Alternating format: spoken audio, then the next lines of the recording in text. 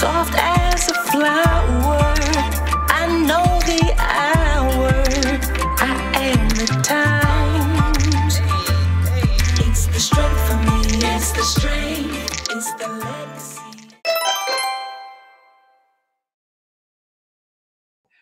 Welcome to Unerased Showcast. And we have a name, Unerased Amplified, a showcast for Black women. So I'm very proud in this month of March to introduce our new brand, but also to celebrate the 4th anniversary of Unerased. It was 2020 when a group of founding sisters launched Unerased Black Women Speak.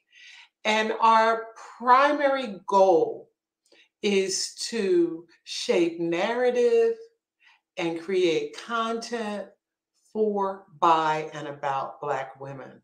So happy birthday, Unerased. March is also very, very important because it is Women's History Month. And for us, her story is our story. And Black women make history every day. We make history based on our brilliance, our talents, our contributions, our passions, and building on the legacy of those who came before us. And that is the thing that is so important in Women's History Month. This month, we will be spotlighting a series of stories of proud, bold women who have made their mark. Some are renowned, others are hidden figures. All are remarkable assets who have changed the world, formulated vaccines for COVID, discovered and invented things like GPS, and even soared into the heavens as the first Black pilot. So we invite you to visit unerasedbws.com to check out our Century series, which looks at phenomenal Black women, one for each decade from 1920 to 2020. I promise you will be inspired and you will be proud of the stuff that we're made of. So thank you very much for joining us and enjoy the show.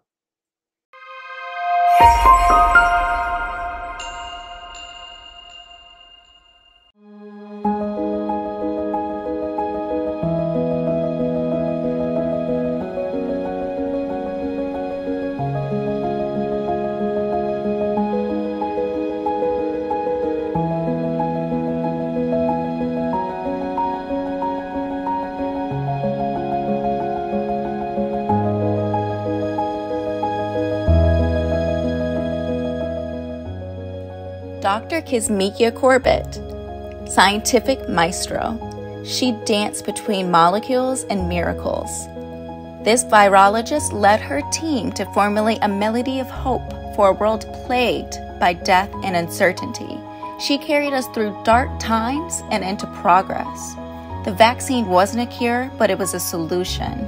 In the delicate ballet of science, Kizzmekia Corbett maneuvered through many obstacles and challenges, saving untold millions against the COVID pandemic.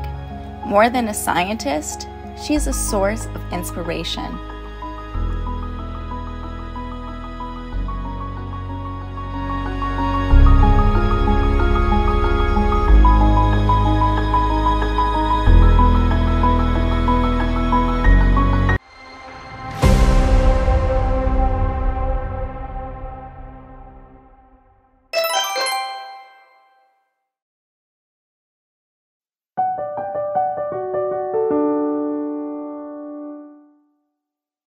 Tell us how this book was born. It was a project with the Smithsonian, who had a number of titles being created by the Crown Division of Random House, and I was asked to write the biographies, and it was a wonderful, wonderful project. I worked with a wonderful editor, Phoebe Ye. Okay, so that brings me to the question I wanted to know, how were these women selected? There's so many awesome firsts and awesome women throughout history, Black women. So how were they selected? It was a challenging process. We wanted to include, obviously, women whose work and evidence of work was in the museum. So we started out with a list of over 100 women, and then kind of just narrowed it down to, well, what represents, who is representing African American women in politics, in law, in music, in education. And we kind of went back and forth with somebody that absolutely had to be on the list. Freedom fighters, Harriet Tubman, Sojourner Truth, you got to have them. You had to have Michelle Obama because she was the first lady. And it kind of shifted from there. But obviously, things that were in the museum were key to putting and making the final selection. It was hard. It was a hard task. Yes. Now I'm going to ask probably one of the hardest questions, as equally challenging. Who are a couple of your favorites in the book? And that question is for both of you. I'm going to let Erin answer that question because as an illustrator, this woman is fabulous. And this book wouldn't be what it is without her wonderful hand and her wonderful eye. So we met to work out some of the sketches and some of the selections and people that she had I have that really cute picture of us when we met in the museum. The rough drafts with you. Yes. Immediate favorites that come to mind for me personally are Nina Simone, Aretha Franklin, and Beyonce are probably my favorite ones in there. Yeah. And nobody asked me, but this one is my favorite. Zora. Oh, yeah. Zora, right. You know, I love her. My favorite is actually, I can't make a favorite. I love Ruby Bridges. She was the first one in the book. And I think I loved her because she's portrayed as she was when she made that really enormous statement and contribution to life as we see it now when she was 6 years old. So she was not a woman at the time, but her steps as a young African-American female were big shoes to follow. And she's the first person illustrated in this book. And that's why I love it. I love it. She makes a statement for everybody who was brave, Black, and first. I also understand that there are both ancestors as well as people that are still living. Did you learn anything new or learn about someone new during the project? You know what? I'm trying to go back because it's been a minute, but I mean, I can't think of anything specific, but I definitely learned things. I mean, because there's a lot of, even though I read all the biographies that were written by Cheryl, I also had to do lots of finding all the photographs and doing all the research, and then I would get lost in Google land and go into like a whole thing. I'm like, oh my gosh, you just spent like 3 hours, reading all about whoever it was. So there were definitely little things that I probably for each and every person that I did. I mean, it was pretty laborious. For me, Susie King Taylor, who was the first Black Civil War nurse, but I think in terms of learning about the history of her life in a memoir, she wrote a memoir about serving the troops during the Civil War, and she started out as a teacher, teaching them how to learn how to read and write when they were in South Carolina. And she was a teacher. She was a nurse. She had a life before and after the war, and she was born enslaved, although she was able to achieve her freedom by living with her grandmother for a period of time. So those are stories that we don't hear very often. We don't know. We hear about people who were enslaved, but we don't know what their life was like during the time. So I think finding out about those ancestors She was was very definitely, revealing for me. she was new. I didn't know about her actually. Now when you say that, so that was a new one for me. Right. Yeah. As Cheryl was saying, Erin, your beautiful illustrations really breathe life into the project. I heard that you say that you did a lot of Googling, but did you have an overall approach as you illustrated? I felt like the my editors in the Smithsonian had a lot to do with how they wanted it to come across, and I feel like the majority of them, it's pretty much what they're most recognized for. You know, I was just thinking, Tracy and Erin, about Rosa Parks, for example. She was one, and you captured her Oh, I love during that iconic, and all of the moments were sort of iconic because she was known for sitting down on the Right. Cleveland Street bus, and you have her pictured there with the bus in the background. that. But That's right. yeah, yeah. So it's something about or Serena Williams with a tennis racket. It doesn't have to be a specific match, but that's what she's famous for. Ella Fitzgerald Mm-hmm. at the microphone, or Yeah. Angela Davis speaking out. So Cheryl, your work as an author and publisher has been instrumental in highlighting Black stories for young readers. So have you received any feedback from either young people, the parents, or the educators on its effectiveness? I think yes. On this book and on others, I have done individual biographies of a couple of women from the Harlem Renaissance, and I think that was one book which was called Profiles in Creativity, and which I had written 20 years ago. And I think that was the kind of story that put women in the context of their lives. And I think that for younger children, I sent this book to one of my grand nieces, and she's been like showing it to everybody. It's like my auntie did this book. My auntie wrote this book. I think what it does, especially with the contemporary figures, it places African American history in context of our lives today. These are great Black women. They instituted change.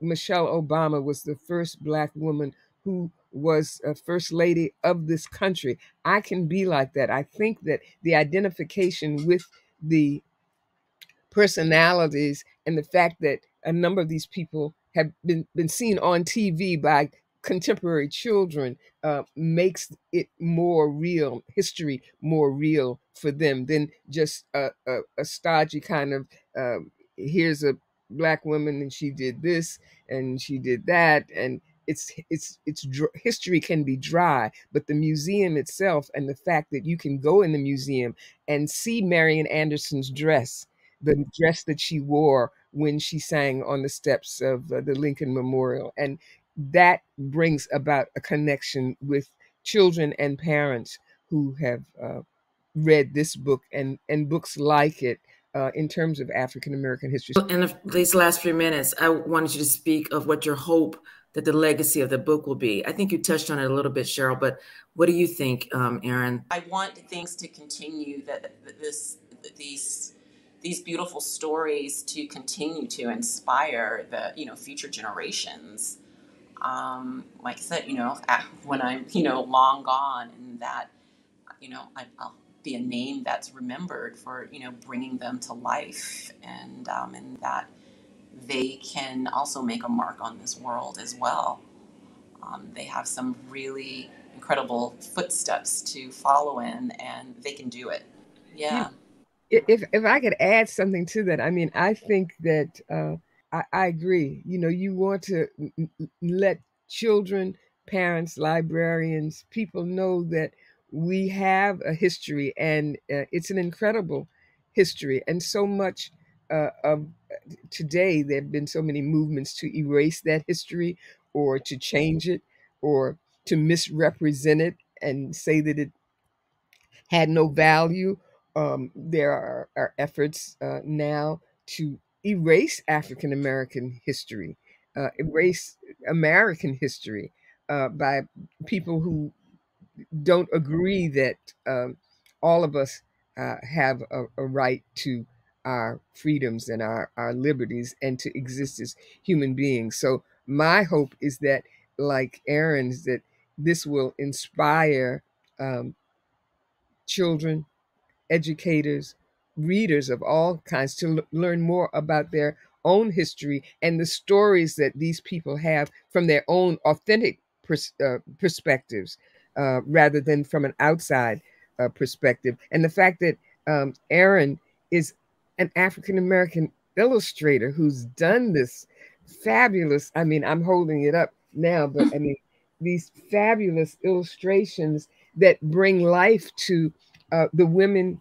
who are in the book. And they are actually women who changed the world. And I think that we can change the world one by one, by story, reader by reader. What an inspiration. It really Well, was. yes. So thank you, Cheryl and Absolutely. Erin, for joining us today Yeah. and for your contributions in art and literature. I am saying everyone needs to go and purchase this book, Brave Black First. And it's not just for young ones, of course, in your life, it's for all ages.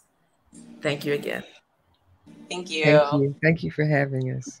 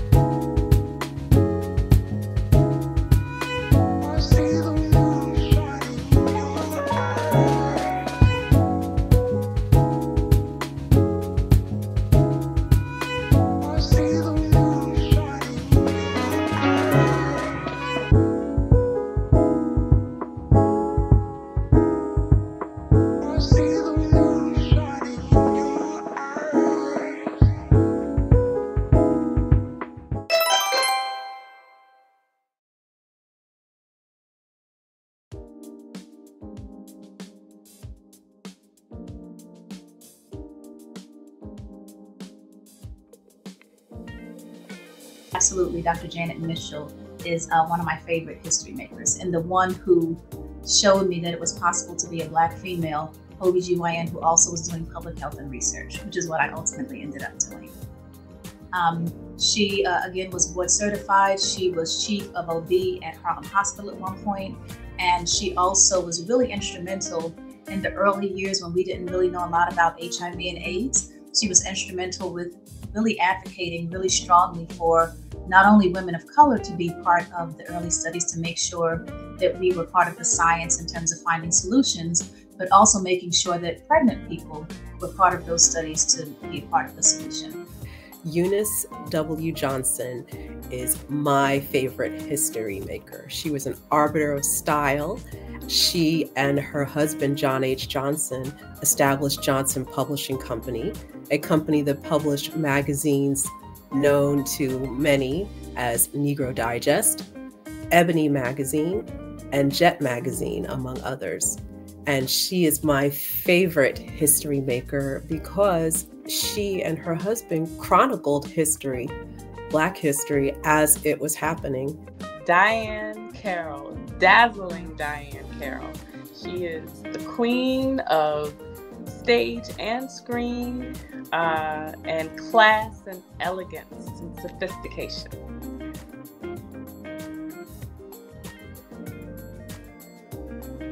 All of my classes until the moment I saw Dr. Janet Mitchell were taught by mostly white men. So a couple of white women, but this was the first class where there was a Black woman in the front of the classroom, and that really made an impression on me. The content of her class that day, it changed me for life. So there she was, a Black female OBGYN who also had her master's in public health and who was actively doing research with and for women who were historically underrepresented in the Harlem area. She inspires me because she was a quiet fire. She had an indomitable spirit, and once she set her mind to doing something, it was going to get done. And she certainly inspires me and a generation of people to have style.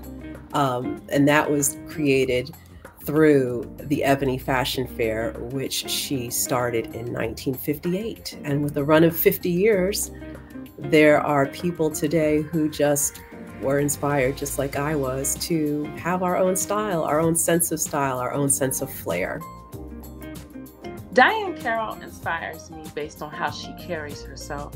She's graceful, she's powerful, she's elegant, sophisticated, charismatic, engaging. And those are all the things that I try to be. But she comes from a different world. And that's where I first experienced her, when I saw her as Marion, which was Whitley Gilbert's mother on A Different World.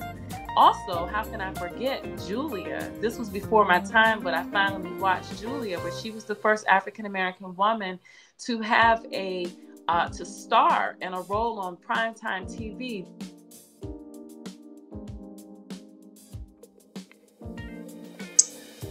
I want people to know that she was absolutely powerful, and I want to inspire people to kind of walk into spaces and carry that energy. You know, there are a lot of spaces, even today, unfortunately, in 2024, where we might be the only person in the room or the only person at the table.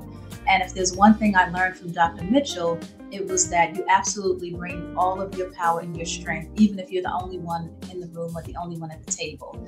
She was not only a mentor, she was not only the first and or only Black woman in many of the spaces she was in, both in medicine and in public health and also in research, but she was a voice and a person, an energy that had to be reckoned with no matter what space she was in. Well, for sure, I believe her lasting legacy is certainly education. Through the Ebony Fashion Fair, she was able to raise over $55 million for scholarships. And so I believe her legacy is in education. Those who received an education through her generosity in working with civic organizations and that raised money for scholarships within their communities. And I also believe and know that she launched the careers of many people who were affiliated with the Ebony Fashion Fair. Many models went on to become entertainers or cosmetologists or hairstylists or journalists, and the list just goes on. One of her legacies is that she was one of the first actresses to make sure that there were Black hair designers in the union in Hollywood, you know, in the 40s and 50s and 30s, and even sometimes into the 80s, there weren't a lot of Black hairdressers and makeup artists that were allowed to be in the unions in Hollywood. And so she demanded that she had someone who could do her hair, that she trusted, and she broke those barriers in that way. And that opened the door for people to have their profession taken seriously, and for them to be able to get the credit that they deserve for making sure that Black hair looked great and makeup looked great on stage and screen.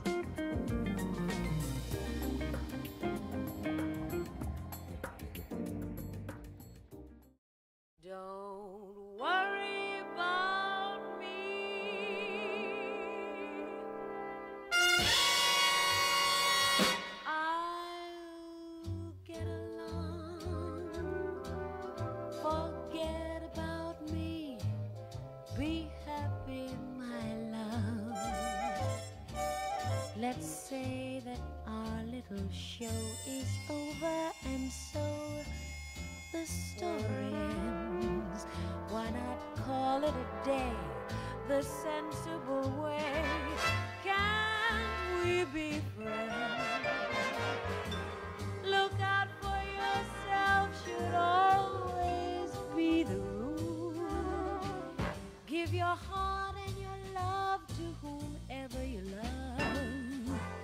Don't be a fool, darling.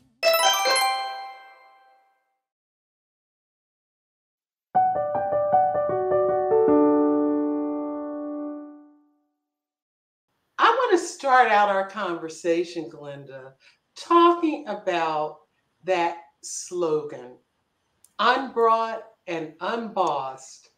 And it reflects on Shirley Chisholm and her legacy for the 21st century. What is her legacy? Her legacy is a Kamala Harris. Her legacy is a Stacey Abrams. Her legacy are the 31 Black women serving in the United House of Representatives and the one Black woman currently serving in the U.S. Senate. Shirley Chisholm's legacy is a legacy of a brown-skinned Black girl who can stand in her truth. It's beyond just the political leaders. Here's a Black woman that certainly has inspired me. Her candidacy for president was the year I was born, 1972. And so I celebrate my birthday in Women's History Month. I actually was born on International Women's Day, March 8th. I always talk about my mother, my grandmother, my great-grandmother, and, Shirley Chisholm, although I never met her, certainly as a God-sent mom to me, is that these are the women that came before me that, allowed me to enter into this world in 1972. And it paved a way for me to be unbossed and to be bold. And so her legacy transcends her political leadership. Her legacy is a Caribbean American Black girl who knew that this American democracy was hers. Okay, well, you know what? Let's go back. Let's put a little time machine on it and track back to her first campaign in 1978. Gender has always been an issue. And for Black women, it's a double whammy. Her opponent her Republican opponent in that first race was civil rights leader James Farmer, who crossed over because he felt the Dems took Black folks for granted. But he did an attack that was amazing. Let me read to you just a quote here from James Farmer about Shirley. Women have always been in the driver's seat in the Black community for too long. The district needs a man's voice in Washington, not a little school teacher like you. Okay, so since that historic campaign, for better or worse, what has changed? I was looking down because I wanted to find this quote. Shirley Chisholm once said, of my two handicaps, let me context that she said this in the 1960s because I had people drop stuff in the comments. She said, of my two handicaps, right? And at that time, she believed her gender and her race was a handicap to her leadership. Of my two handicaps, being female put me in more obstacles in my pathway than being Black. And so there's something when people go, what is it about Black women's leadership? We sit at the intersection of what she believed were two obstacles, right? And in those two, and I believe that the Black women leaders now who are under attack, right, who are targets to political violence, which she was in 1968, running for Congress for the first time, and in 1972 as president, that we sit at that intersection, that we have our male counterparts that didn't believe that she should lead in that moment, as well as her white counterparts. That being said, they relegated her to this notion of being just a teacher, right? She talked about, Rosa Parks was just a seamstress. Fannie Lou Hamer was just a sharecropper, right? But those things, like people using that just undermined what this democracy, the strength of this democracy, right? That is the legacy of Shirley Chisholm. She is, if we use 2018 as an example, the 5 Black women that ran and won for Congress that year, it was the largest class of Black women serving since Shirley Chisholm's bold first run. You had Johanna Hayes, who is just a teacher. Lauren Underwood, who is just a nurse. Lucy McBath, who was just a mother of a slain Black boy. Ayanna Presley, who was just a a city council member, and Ilhan Omar, who was just a Somalian refugee. Those five Black women stepped into Congress leading into a pandemic and boldly led. Who better to determine how to educate American children remotely than just a teacher, Johanna Hayes, who was not only just a teacher, she was the teacher of the year. How better to determine how we move forward during a global pandemic than have a nurse sitting at a decision-making table in Washington in Lauren Underwood. At a time during the pandemic and leading out of the pandemic when our cities were grappling with a variety of issues, and our states were grappling with budget gaps, than to have Black women who served in the city councils and state legislatures. So I use the 2018 class of Black women that are serving in Congress boldly now, that him undermining who she was actually the brilliance of who she was as a legislator. All right, I want you to tell me a little bit about Higher Heights and how you are making a difference. Who is it? What is it? Why is it? So over 10 years ago, I sat in a Brooklyn cafe. I am adopted by Brooklyn. I am not originally from Brooklyn. Let's put that out there. But I've been in Brooklyn for over 25 years. And I asked a friend, Kimberly Peeler Allen, to coffee in Brooklyn. Kimberly and I both had worked in politics for over 10 years. And it was after the midterm elections. And I found myself without a job. And I was trying to figure out my next steps, including saying I didn't want to do this work anymore. We were that vent session over coffee. This work meaning political work, right? I was like, why am I going to go make me some money now? So we sat down and like two girlfriends, right? We were complaining about why are we sitting in rooms that are we were privileged to be in decision-making rooms. We were in rooms. Kimberly at the time was a full-time political fundraiser. And we were like, we are oftentimes the only ones in the room, right? Mostly white rooms, mostly rooms of white men.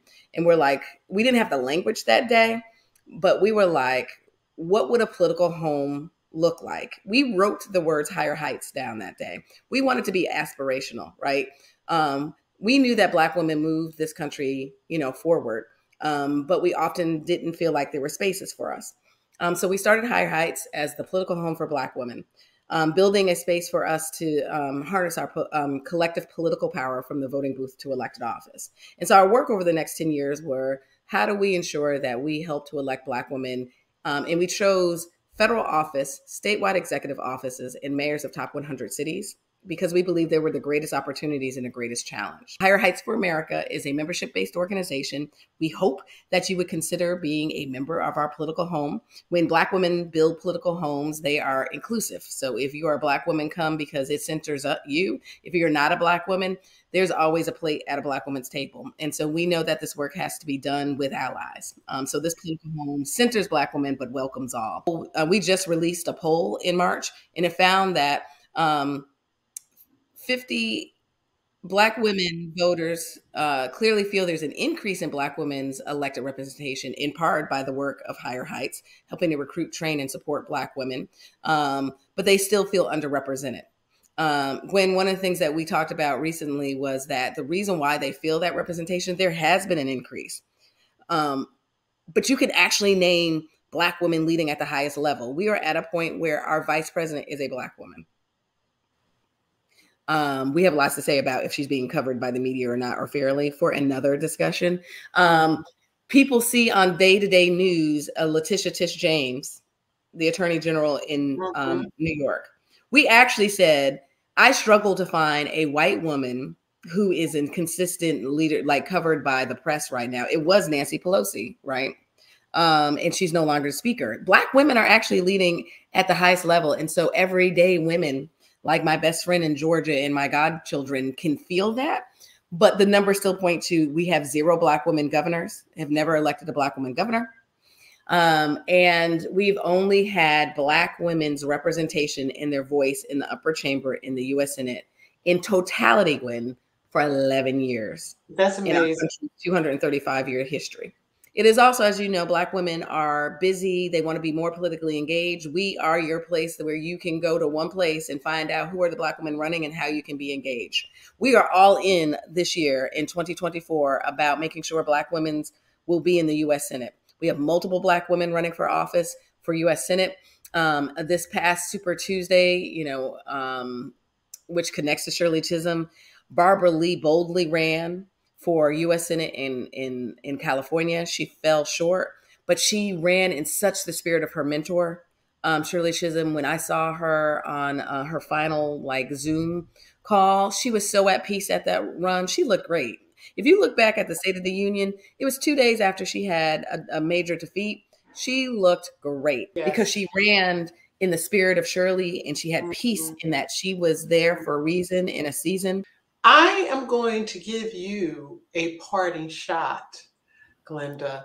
Our theme this month at Unerased is her story, our story.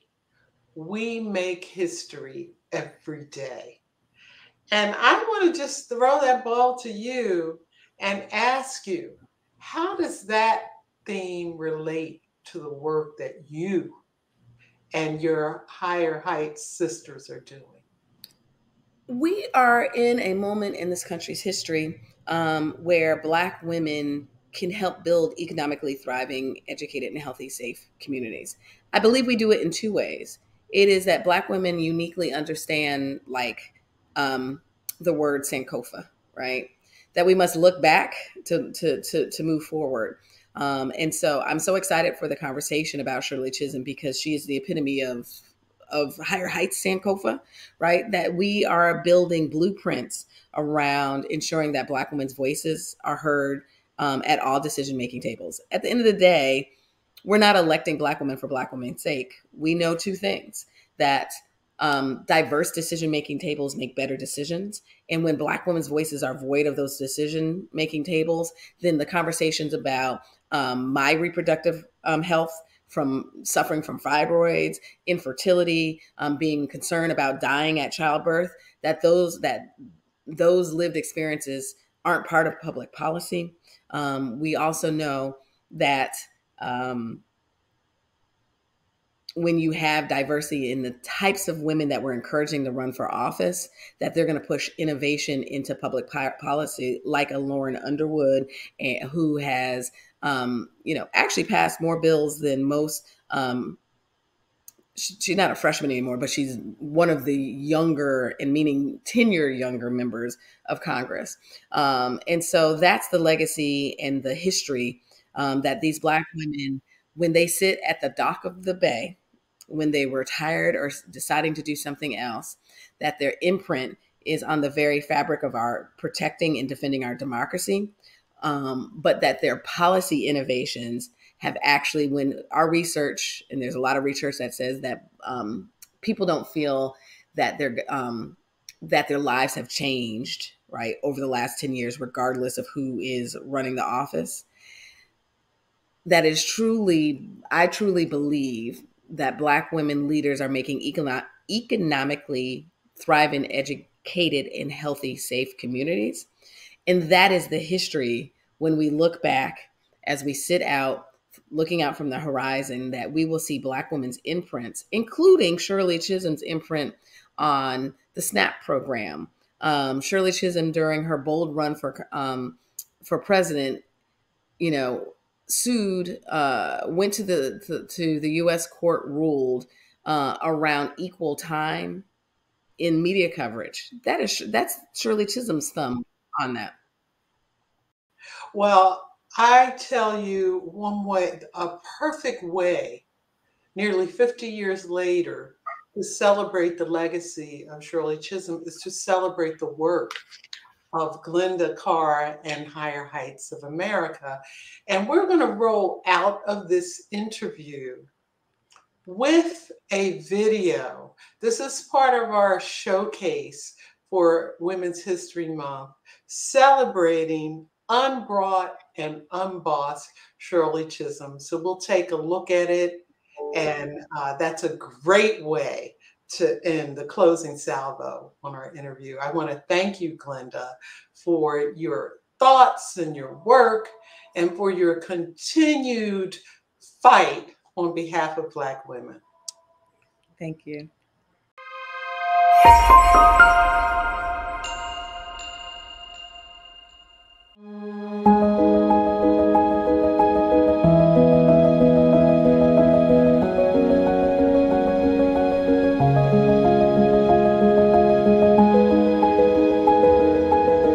Shirley Chisholm is a bold stroke in the collage of American politics. Unbought, unbossed, unbent, unapologetic. Black women at the forefront of democracy today can thank Shirley. Despite the doubters, she scored many firsts. The first Black woman elected to Congress. The first Black woman to run for president in a major party. The organizer of a political caucus for and of Black women, standing tall in the quickly changing landscape of the 1960s, equal measures of grit, savvy, and courage. Chisholm defined norms and sounded a rallying cry for Black political participation. Successive generations hold tight to their dreams. The Chisholm legacy lives on.